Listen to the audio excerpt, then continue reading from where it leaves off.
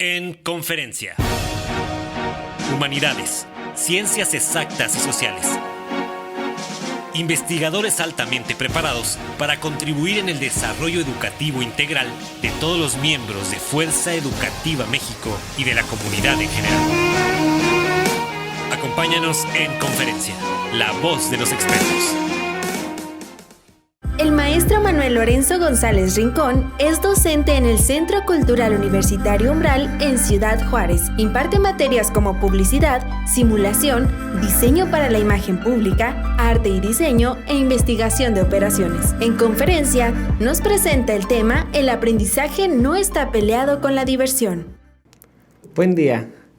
Bienvenidos a la conferencia del día de hoy, donde vamos a hablar de un tema muy importante actualmente que va dirigido a las personas que se quieren dedicar a la educación y a los que actualmente se desarrollan como docentes. El tema es el aprendizaje no está peleado con la diversión. Y ustedes se preguntarán a qué nos referimos con esta frase. Pero para iniciar, vamos con la primera pregunta del día de hoy, que dice: ¿cuál es la responsabilidad del docente frente a un grupo?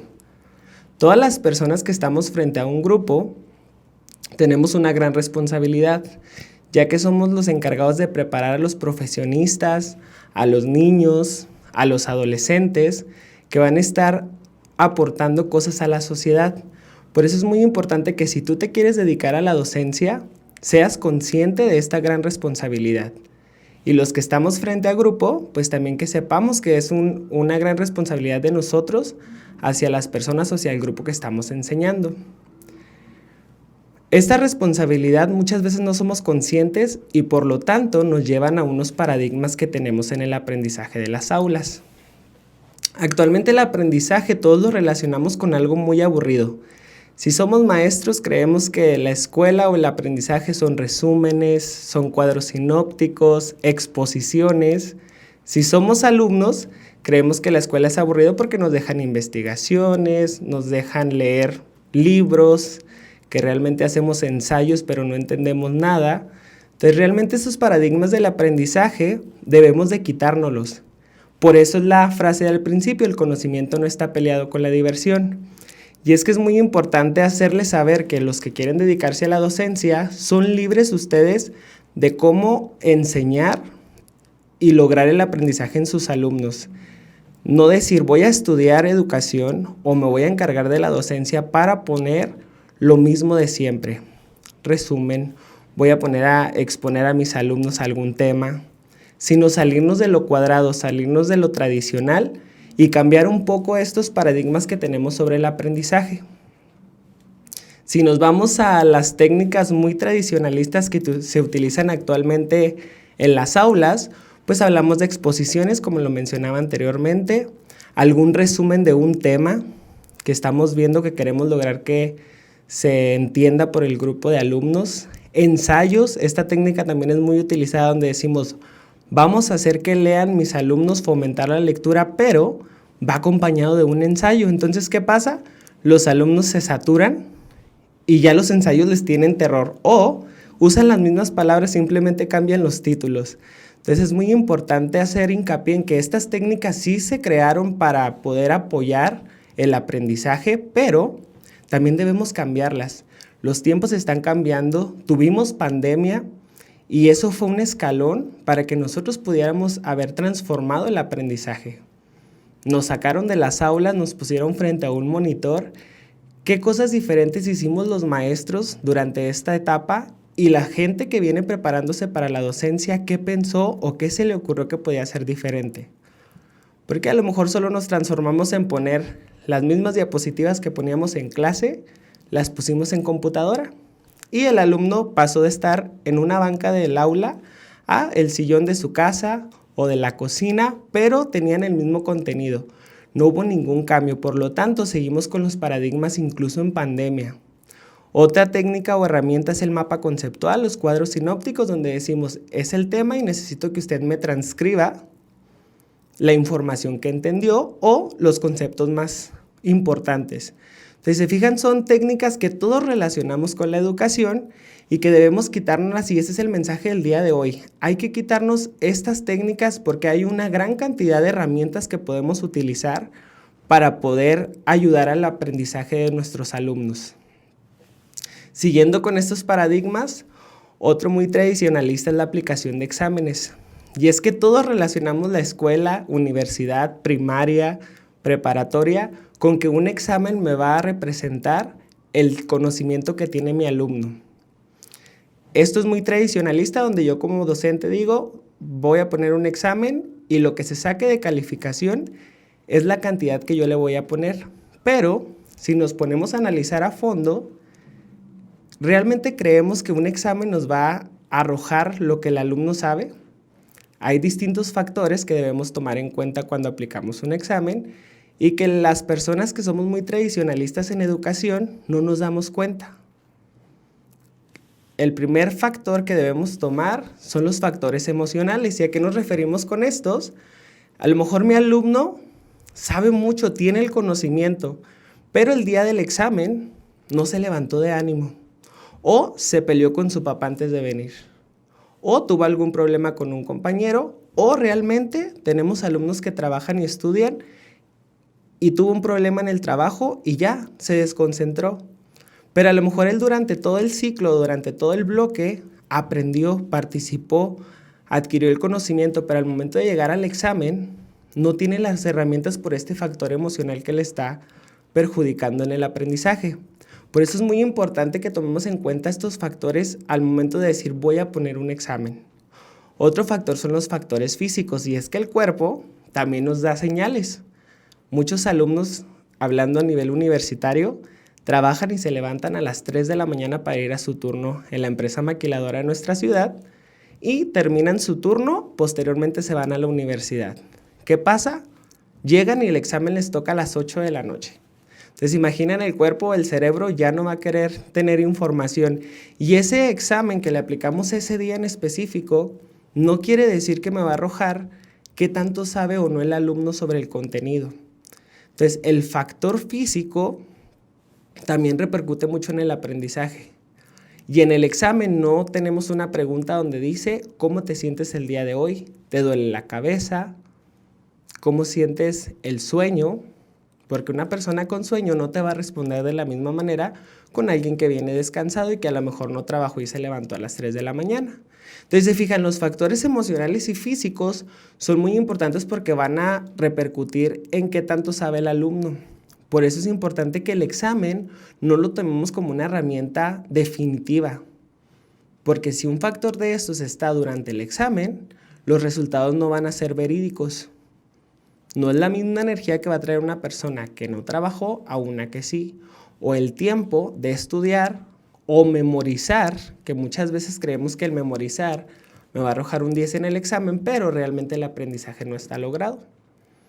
Y por último, otro punto que debemos tomar en cuenta, que es el más importante, son las inteligencias múltiples. No sé si alguno ha escuchado de las inteligencias múltiples, pero estas son las cosas por las cuales cada persona somos buenos o se nos da, como decimos coloquialmente. Entonces, hay inteligencias desde musical, desde lingüística, naturista. ¿Qué pasa con estas inteligencias? Son cosas que se nos facilitan y escuchamos mucho, es que él es muy bueno para las matemáticas. Pero a lo mejor yo no tengo desarrollada esa inteligencia. ¿Y qué pasa? Hago un examen de cálculo. Y solo por eso estoy diciendo que no es bueno mi alumno. Entonces debemos tomar en cuenta que las inteligencias son muy importantes y de qué forma vamos a llevar nuestras inteligencias o la de nuestros alumnos hacia el aula de clase. Porque se supone que por medio de estas vamos a lograr que mi alumno explote para lo que es bueno y de esa forma pueda adquirir el conocimiento de forma efectiva. Entonces, se fijan, son 3 factores muy importantes que están de lado en el tradicionalismo de la educación: factores emocionales, factores físicos y las inteligencias múltiples. Y con esto, pues vamos a la segunda pregunta del día de hoy, que es ¿cómo lograr un aprendizaje innovador? Ya hablamos de que el tradicionalista nos dice que pongamos exámenes, resúmenes, cuadros sinópticos, exposiciones, pero ahora, ¿qué vamos a hacer diferente o qué vamos a ver fuera de la caja de un aula? Y para esto podemos tomarnos de las inteligencias múltiples. Como les mencionaba anteriormente, estas son las cosas por las que los alumnos son buenos. Un aula va a estar lleno de personas y por lo tanto lleno de inteligencias múltiples. Vamos a tener alumnos que son buenos para los números, otros alumnos que son buenos para la música, otros alumnos que son muy extrovertidos y buenos para la comunicación. ¿De qué forma vamos a lograr explotar esas inteligencias en nuestros alumnos para poder lograr el aprendizaje? Ese es el gran reto que tenemos los docentes que estamos frente a un grupo y las personas que se están preparando para tomar este puesto. Pensar de qué forma voy a hacer diferente el aprendizaje. Y para esto pues vamos a hablar un poquito más de las inteligencias múltiples, que son un total de 8. La primera es la inteligencia lingüística. Estas son las personas o alumnos que son muy buenos para comunicarse o para entender textos. Aquí, si se fijan de las herramientas tradicionalistas, pues serían a todos los que se les da los ensayos, los resúmenes, porque se pueden comunicar. Pero si tengo un alumno de 5 que nada más tiene desarrollada esta inteligencia, pues no se va a lograr el aprendizaje con los demás, porque ¿qué va a pasar? Ellos van a transcribir lo primero que se les venga a la mente o no se va a cumplir con el fin de la herramienta. Entonces debemos de nosotros saber qué alumnos son buenos para la inteligencia lingüística. Está la inteligencia espacial, que esta inteligencia son las personas que son muy buenos para el espacio, todo lo que tenga que ver con espacio. Y un ejemplo coloquial, pues son a los que dicen, todo cabe en un jarrito sabiéndolo acomodar. Entonces son estas personas que pueden proyectar dónde va cada cosa en los espacios, acomodarlos de forma que todo quede bien y se vea bien.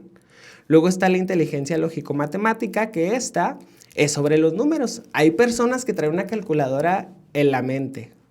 Les dices, necesito que me hagas esta cuenta. ¿Cuánto es la cuenta que vamos a pagar en el restaurante? Y ellos ya la tienen en la mente y no tienen que usar la calculadora. Entonces, hay alumnos que tienen esta inteligencia muy desarrollada. Y pues se les va a facilitar todas las materias que tengan que ver con números. Pero acuérdense, no todos los alumnos la tienen desarrollada. Luego tenemos la inteligencia musical, que son esos alumnos que les gusta cantar, que se les da cantar, que si escuchan una guitarra, saben si está desafinado o no. Esa inteligencia también es muy importante y aquí hago mucho hincapié porque en lo tradicionalista pensamos que la música está peleada con el aprendizaje. Decimos, ay, no, es que él quiere ser músico, pero pues tiene que estudiar una carrera. Lo separamos mucho a la gente que tiene desarrollada esta inteligencia y no. También nosotros como docentes podemos jalar esa inteligencia al aprendizaje. La siguiente inteligencia es la corporal, sinestésica. Esta se refiere a todo lo del cuerpo, los movimientos corporales. Todos los ejercicios que tienen que ver con hacer figuras, con movimientos, imitar movimientos de algo. Son personas que se les da y que conocen muy bien su cuerpo. Coloquialmente los conocemos con los que tienen mucha flexibilidad y se les da toda esta parte del cuerpo. Luego está la inteligencia intrapersonal, que son las personas que se conocen muy bien, pero internamente no platican casi. Son personas muy introvertidas, pero son muy inteligentes en cuanto a su persona. Ellos conocen muy bien qué es lo que les gusta, qué es lo que no les gusta. Ellos deciden qué aprender, qué no aprender, porque tienen una inteligencia intrapersonal muy desarrollada y se conocen de pe a pa.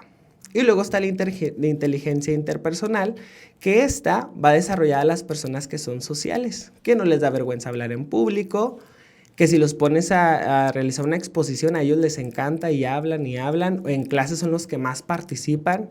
Entonces es muy importante que también detectemos a estas personas que tienen esta inteligencia porque les podemos ayudar con ese tipo de ejercicios a que la desarrollen más y puedan encontrar su vocación. Luego, por último, tenemos la inteligencia naturalista, que estos son todos aquellos que tienen una conexión con la naturaleza. Y son los que ven una planta y tan solo con el olor ya la reconocieron. O a lo mejor ven varias plantas y saben de qué se trata cada una. Esa también es una inteligencia. Podemos decir, ay, no, pues tiene que ver con la naturaleza, pero sí es una inteligencia que las personas o hay personas que la tienen. Y vámonos coloquialmente nuevamente con las personas que tienen plantas y les florecen. Y hay gente que tiene y pues nomás no. Entonces ahí es la diferencia en la inteligencia. Si se fijan, las inteligencias múltiples abarcan un 360 de todo lo que podemos ser nosotros. Y algunos tienen desarrolladas 3, otros 4, otros 1. Pero eso no quiere decir que mi alumno, por no tener desarrolladas las 8, sea menos o más, sino que el reto de nosotros es encontrar cómo esas inteligencias de cada uno los vamos a hacer más fuertes para lograr el aprendizaje. Y con esto, una vez que vimos las inteligencias, vamos con 3 consejos que nos pueden ayudar para lograr aplicar estas inteligencias en el aula y por lo tanto salirnos de lo tradicional y generar un aprendizaje distinto aplicando el conocimiento de forma divertida. La primera es que siempre hacemos diseño de presentaciones en PowerPoint, en Prezi, pero siempre el diseño no llama la atención. Imagínense ustedes en una clase normal, ponemos el slide y ponemos un PDF lleno de letras, sin imágenes.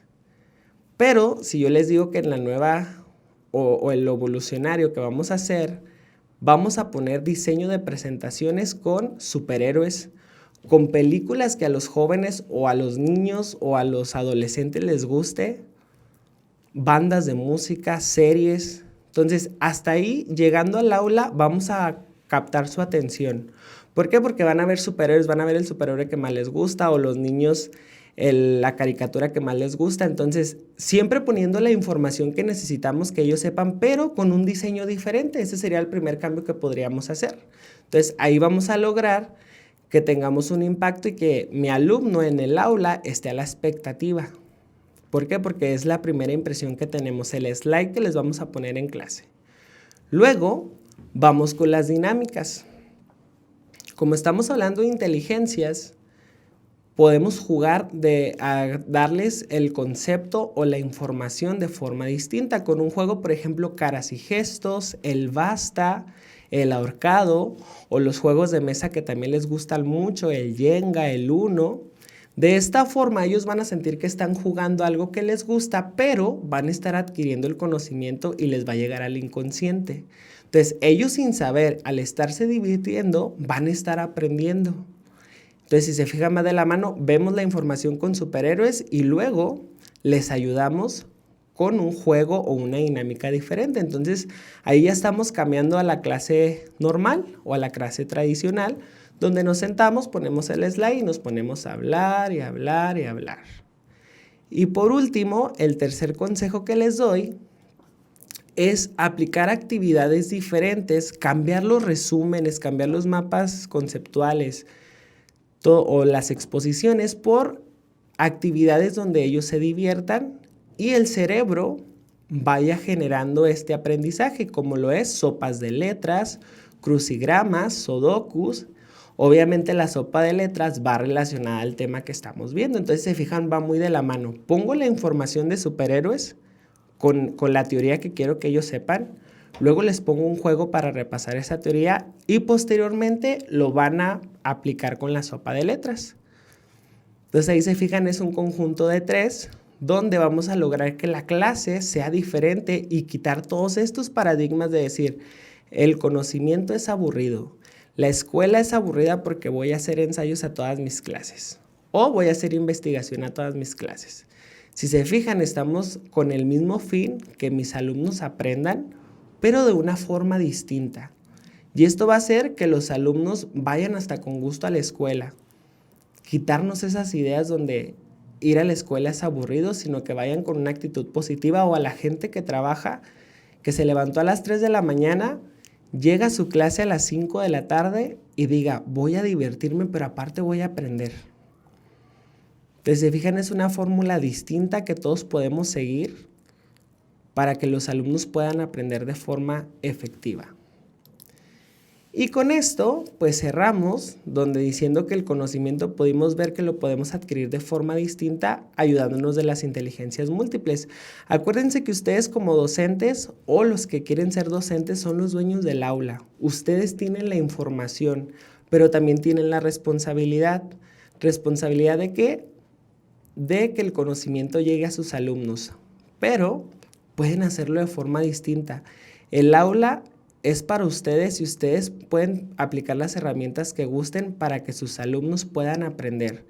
Y sobre todo quitarnos esas ideas y esos paradigmas antiguos o tradicionalistas donde siempre hacemos lo mismo, que dividimos el grupo en equipos para que expongan los temas, o les encargo que lean de la página 1 a la página 20, me hagan un ensayo, o que hagan una investigación, pero realmente ni siquiera nos aseguramos que esa investigación a ellos les guste. Obviamente todo basado en el aprendizaje y no irnos a la orilla de, es que se están divirtiendo pero no están aprendiendo nada, sino cuidar esa parte donde el alumno está aprendiendo, pero de una forma divertida y sobre todo le está sacando provecho a su inteligencia múltiple. Porque ese es otro problema que también tienen los alumnos. Ellos no saben, no se han dado cuenta cuál es la inteligencia que tienen desarrollada. Entonces nosotros, como docentes, podemos detectarla y ayudarle para que se dé cuenta. Y si a lo mejor él es buen músico, no se había dado cuenta y por medio de mi clase va a dar cuenta que en todos los juegos que usamos música le va muy bien y gana los puntos. O a las personas que son muy extrovertidas, a lo mejor se van a dedicar a algo donde tengan que hablar con el público y por medio de tu clase se van a dar cuenta que se les da muy bien todo lo de hablar en público, exponer, a lo mejor hacer una representación de algún tema, actuar frente al grupo. Entonces, se fijan, es grande la responsabilidad que tenemos nosotros y de que debemos cambiar y todavía estamos a tiempo de cambiar. La pandemia nos orilló a hacer un cambio, pero nada más lo hicimos de forma. Es decir, de estar sentados frente al grupo en el aula y ellos en la banca, fue estar sentados frente a la computadora de un monitor y el alumno escuchando lo mismo. Entonces, es importante que todos, como docentes, seamos conscientes del papel y de las herramientas que tenemos para lograr esto. Muchas gracias. Esta fue una producción de la Dirección de Comunicación de Fuerza Educativa México.